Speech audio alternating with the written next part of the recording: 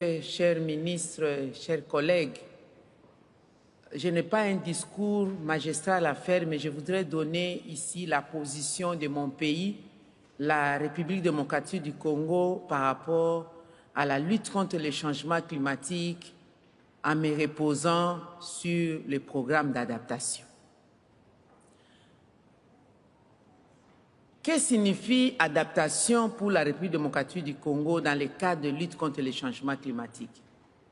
Il s'agit bien entendu de nous adapter à la nouvelle donne de réchauffement climatique, ce qui va nous permettre non seulement d'avoir la force résiliente de faire face à ces enjeux du climat, mais aussi et surtout contribuer à atteindre l'objectif que nous nous sommes assignés de maintenir la température planétaire à 1,5 degré Celsius, car cela va de la vie de toute l'humanité.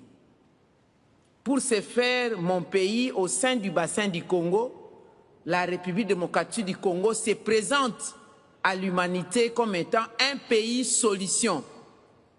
La solution naturelle que nous recherchons, il s'agit du potentiel forestier que nous mettons à la disposition de l'humanité.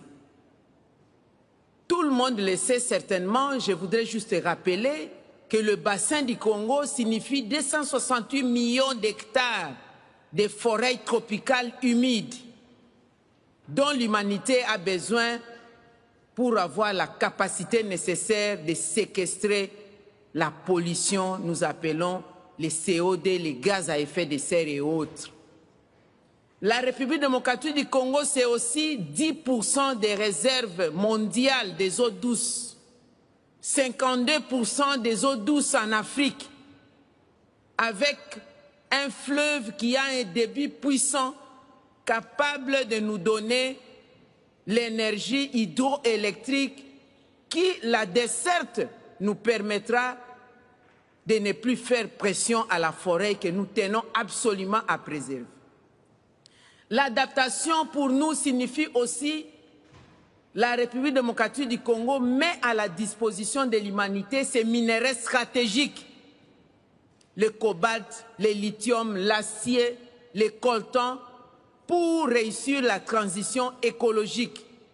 Et pour nous adapter à cela, il nous faudrait que ces minéraux soient non seulement exploités, mis à la disposition de l'humanité, mais transformés localement pour permettre aussi au peuple congolais, au peuple africain d'accéder à un coût abordable de les instruments, l'outil de la transition écologique.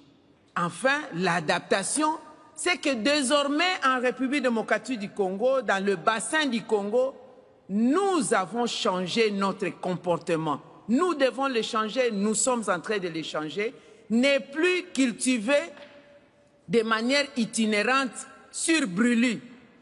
Alors il nous faut une compensation, il nous faut de l'échange. Quelle est l'alternative pour que nous puissions nous adapter à la nouvelle culture industrialisée, sans pollution? Il s'agit d'avoir accès aux fonds d'adaptation, accès aux fonds mis à la disposition pour l'atténuation.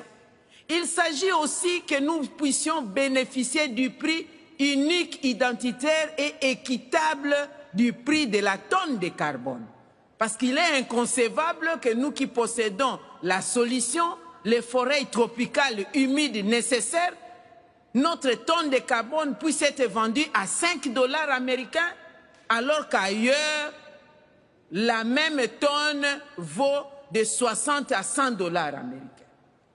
Il s'agit aussi qu'on puisse avoir des fonds additionnels, ne pas nous demander que le prix de la vente du crédit carbone, nous puissions encore ponctionner des pourcentages à mettre dans le fonds d'adaptation. Ce n'est pas possible. C'est-à-dire, nous sommes victimes de la pollution, nous devons trouver des solutions nous-mêmes.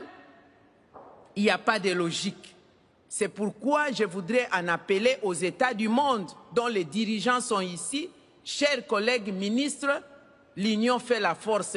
Par principe d'interdépendance entre les États, nous devons absolument avoir le même langage, pas seulement au niveau d'Afrique, mais l'humanité tout entière avoir le même langage dans le cadre de la lutte contre les changements climatiques. Je vous remercie. Thank you so much, Minister Bazaibi, for your very passionate plea, call for action, but also reminding us a country